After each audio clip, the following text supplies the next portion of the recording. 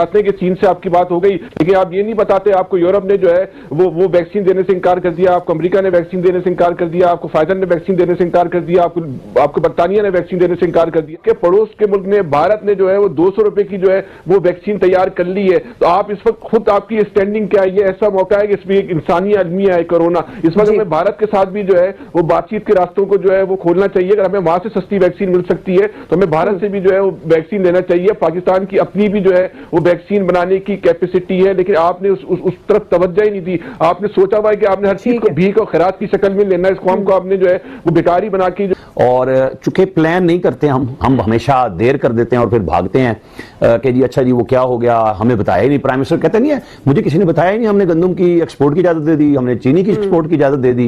ये गलत फैसले इसलिए हुए कि उनको बताया किसी ने नहीं। अब वो बताने वाले ही तो कमाने के लिए तैयार नहीं हो रहे। चाइना की भी हम वैक्सीन को जब उनकी 3rd जनरेशन में आई है उसकी टेस्टिंग के लिए माने हैं। वो कह रहे थे यार हमारे साथ शामिल हो जाओ। हम पहली 2 टेस्टिंग में भी शामिल नहीं हुए उनके साथ। हम तो इस कदर ज़हनी तौर पर फिरौन हो जाते हैं कि जी बस ठीक है हो जाएगा देख लेंगे।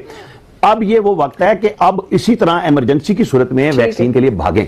जब भारत में शहरियों को लगेगी वैक्सीन जहां पे हमारे से ज्यादा कोरोना फैला है तो फिर यहां उसका असर नेगेटिव होगा कि जी हम क्यों पीछे हैं।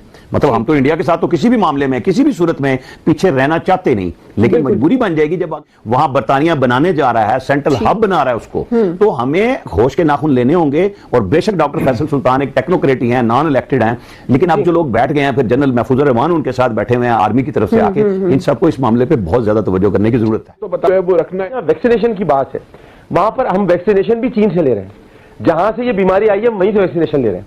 ये भी एक खतरनाक अमल है। अब मैं समझता हूं कि हमें वैक्सीनेशन कहीं और से उसकी तैयारी करनी चाहिए और लेनी चाहिए। अब फाइजर ने बनानी शुरू की थी, क्या हुआ सुना था, मैंने तो सुना था, मुझे किसी कहीं से आवाज आई थी किसी वजीर की या किसी की कि बहुत जल्द वैक्सीनेशन यहाँ पहुंच रही है और पहले बुजुर्गों को लगाई जाएगी, उसके बाद फिर जवानों की तरफ आएंगे। तो वो अचानक आवाज गायब हो गई, पता नहीं कहां चली गई। अब ये सुनने में आ रहा है कि चाइना से आएगी, तो चाइना से तो वबा आई थी, अब वैक्सीनेशन भी वहां से आएगी, तो वो बड़ा खतरनाक है। इस पर सोचना चाहिए।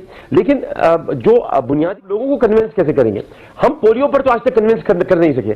हम जब वैक्सीनेशन के लिए जाते हैं, हमारी पोलियो टीम की जो वर्कर्स हमारे जाते हैं, उनको ये कह दिया जाता है मजहबी हल्कों की तरफ से, कुछ मजहबी हल्के, मैं सबको नहीं कह रहा, कुछ शिद्दत पसंद लोग वो ये कहते हैं कि हमें माजूर करने के लिए आए, ये हमें खतरनाक बीमारी कोई ऐसी है जो हमारे अंदर ये डालने के लिए आए। तो अब अगर वैक्सीनेशन के लिए जाएंगे तो फिर पोलियो वर्कर्स की तरह अगर इन पर हमले शुरू हो गए तो इसको भी रोकेंगे कि नहीं रोकेंगे? क्योंकि पाकिस्तान में ये मंजर हम देख चुके हैं और ये मंजर हमारे सामने, क्योंकि बहुत से लोग कोरोना को मजा लिए मौजूदा हुकूमत